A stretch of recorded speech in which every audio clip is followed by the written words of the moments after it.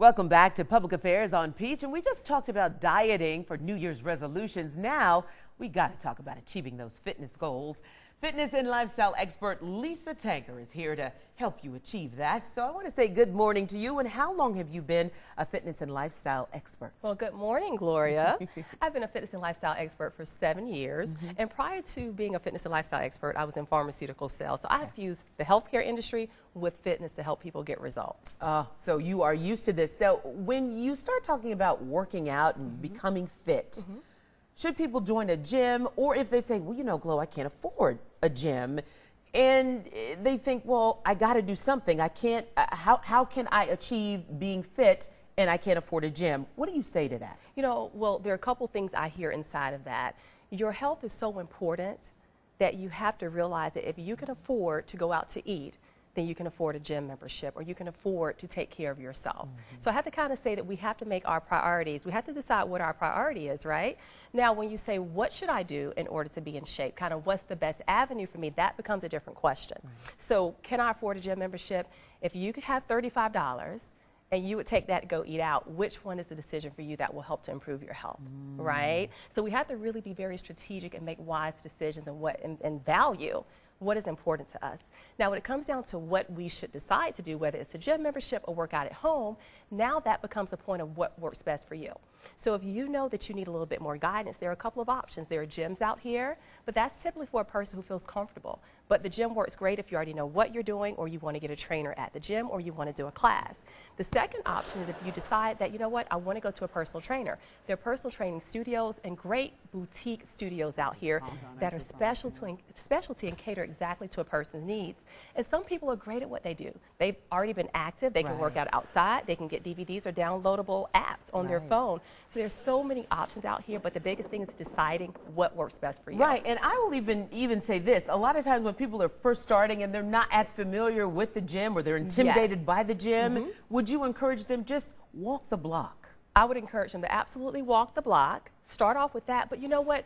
Also, get right into finding something that works for you, because sometimes if you already are discouraged, walking for a week, you're not going to get any more motivated necessarily unless you put yourself around people who will keep you there. So go back to find a location like I mentioned, whether it's a boutique studio or even friends that are more active than what you are, and start engaging around people that are more active in a fitness lifestyle as you start walking. Here's something else we hear, because I tell you, this really gets me sometimes. You'll hear women say, oh gosh, I don't want to do weights because weights will look like a man. I hear that all the time. You know, it's like, because I was going to go on a diatribe, but talk to us about that, men and women, and how important it is for women to lift weights. And I'm not talking heavy weights, but we need to lift weights, and why? Absolutely. The first thing is, as women, we cannot look like a man naturally. We don't have enough testosterone. That will not happen.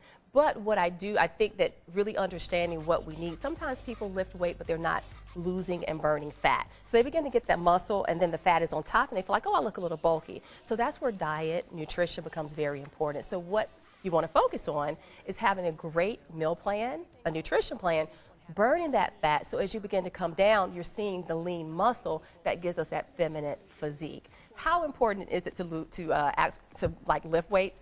Absolutely important. Right. As we continue to age, we need our strength. We need our bone density. And weight training helps with those things. So it's very important, just from a health perspective, to make sure we're doing things to stay strong and to live a very active and have a great lifestyle as we continue to grow. Well, I was seeing some of the women in the video at your studio. Wow, they look absolutely wonderful and beautiful women, no question, like yourself. So no matter what your New Year's resolution, when you're looking at all of those issues, you talk about weights and cardio. Do you do them on the same day, or should you alternate days? What's your guidance there? Well, a couple of things, and I definitely want to touch on motivation as well, because I think that's a big part. Sure. But in the sense of weight training per se, you get a lot of bang for your buck. Studies have shown now that if you work out on the same day as far as weight training and do cardio, you get more bang for your buck in less amount of time. So instead of going to the gym one day and doing an hour of weight training, then going the next and doing an hour of cardio, you could literally do 30 to 40 minutes of weight training, 30 to 40 minutes of cardio on the same day, and that actually works in your favor. But you know, you talked earlier to a dietitian, and you talked about having time to rest. I know you mentioned kind of in a conversation resting. Think about it. Work out 3 to 4 effective days, get the other 3 days to rest and recover, and now you're really getting the results, and you don't feel burned out because you're trying to go to the gym every day.